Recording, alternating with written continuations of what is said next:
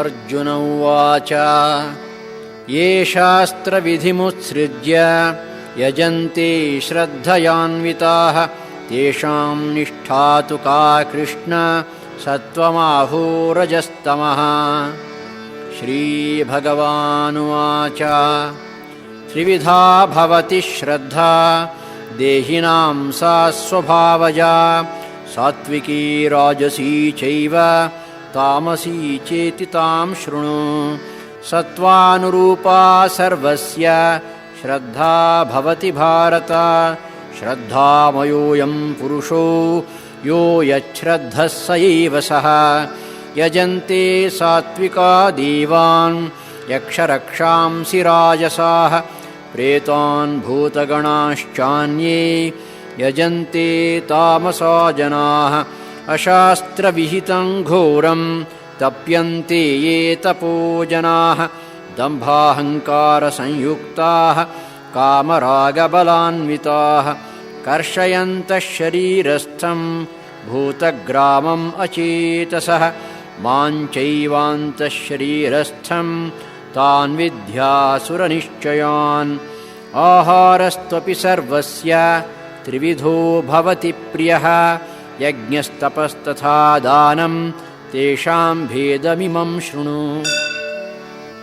आयुस्सत्त्वबलारोग्य सुखप्रीतिविवर्धनाः रस्या स्निग्धा स्थिरा हृद्याः आहाराः सात्विकप्रियाः कट्वं ललवणात्युष्ण तीक्ष्णरूक्षविदाहिनः आहारा राजसस्येष्टा दुःखशोकामयप्रदाः यातयामं गतरसं पूतिपर्युषितं च यत् उच्छिष्टमपि चामेध्यं भोजनं तामसप्रियम् अफलाकाङ्क्षिभिर्युक्तो विधिदृष्टो य युज्यते यष्टव्यमेवेति मनः समाधाय स सात्विकः। अभिसन्धाय तु फलं दम्भार्थमपि चैव यत् युज्यते भरतश्रेष्ठ तं यज्ञं विद्धि राजसं। विधिहीनम् असृष्टान्नं मन्त्रहीनम् अदक्षिणं श्रद्धाविरहितं यज्ञं तामसं परिचक्षते। देवद्विजगुरुप्राज्ञ पूजनं शौचमार्जवं ब्रह्मचर्यम् अहिंसा च शारीरं तप उच्यते।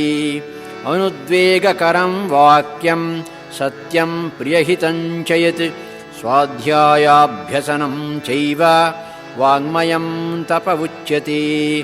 मनःप्रसादः सौम्यत्वं मौनम् आत्मविनिग्रहः भावसंशुद्धिरित्येतत् तपो मानसमुच्यते।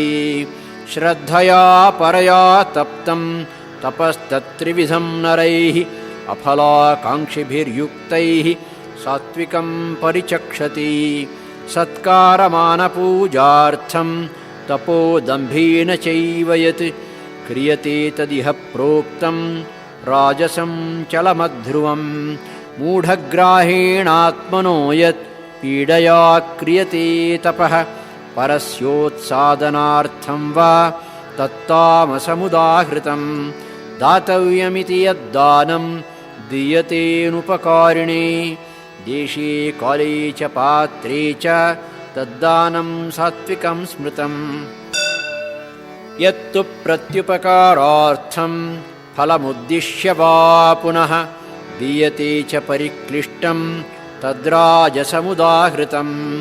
अदेशकाले यद्दानम् अपात्रेभ्यश्च दीयते असत्कृतम् अवज्ञातं तत्तामसमुदाहृतम्।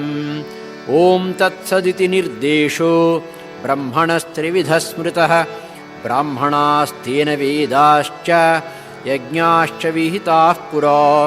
तस्मादोमित्युदाहृत्य यज्ञदानतपःक्रियाः प्रवर्तन्ते विधानोक्ताः सततं ब्रह्मवादिनां। तदित्यनभिसन्धाय फलं यज्ञतपःक्रियाः दानक्रियाश्च विविधाः क्रियन्ते मोक्षकाङ्क्षिभिः। सद्भावे साधुभावे च सदित्येतत् प्रयुज्यते प्रशस्ते कर्मणि तथा सच्छब्दः पार्थ युज्यते। यज्ञे तपसि दाने च स्थितिः सदिति चोच्यते। कर्म चैव तदर्थीयं सदित्येवाभिधीयते। अश्रद्धया हुतं दत्तं तपस्तप्तं कृतं च यत् असदित्युच्यते पार्थ न च तत्प्रेत्य नो इह। इति श्रद्धात्रयविभागयोगो नाम 17 अध्यायः।